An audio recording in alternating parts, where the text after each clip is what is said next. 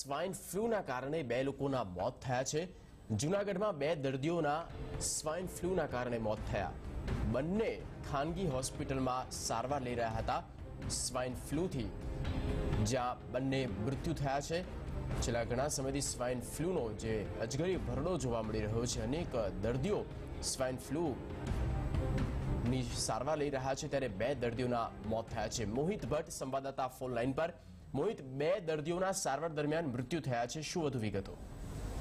જગદીશ, જે રીતે સ્વાઇન ફ્લૂનો કહેર રાજકોટથી સૌરાષ્ટ્રભરમાં જોવા મળી રહ્યો છે, તે જ રીતે જે 28 જેટલા દર્દીઓ હાલ રાજકોટની સિવિલ અને ખાનગી હોસ્પિટલમાં સારવાર હતા દરમિયાન આજે સવારે જૂનાગઢ જિલ્લાના 2 દર્દીઓના મોત નીપજ્યા છે। આજે સવારના 9 વાગ્યે એક દર્દીનું મોત થયું છે, જે 59 વર્ષીય જે આટેડ છે તેનું રાજકોટની ખાનગી હોસ્પિટલમાં મોત નીપજ્યું છે। આ જ ખાનગી હોસ્પિટલમાં જે ચોરવાડના એક 40 વર્ષીય મહિલાનું પણ આજે સવારના મોત થયું છે। બંનેના મૃતદેહોને હાલ જે રીતે ફાયર બ્રિગેડ દ્વારા તેમના અંતિમ સંસ્કાર કરવાની કાર્યવાહી હાથ ધરવામાં આવી રહી છે। મહત્વનું છે કે એક તરફ નવરાત્રીનો આ તહેવાર છે અને બીજી તરફ સૌરાષ્ટ્રભરમાં સ્વાઇન ફ્લૂનો કહેર પણ અત્યારે જોવા મળી રહ્યો છે। ત્યારે લોકોએ પણ જાગૃત થવાની એટલી જરૂર છે। આરોગ્ય વિભાગ દ્વારા જ્યાં પણ આ પ્રકારના કેસ જોવા મળે છે ત્યાં જે તાત્કાલિક ફોગિંગ અને લોક જાગૃતિના કાર્યક્રમ કરવામાં આવી રહ્યા છે, પરંતુ સ્વાઇન ફ્લૂથી બચવા માટે લોકોએ પણ જાગૃત થવાની એટલી જરૂર છે। જી સતીશ।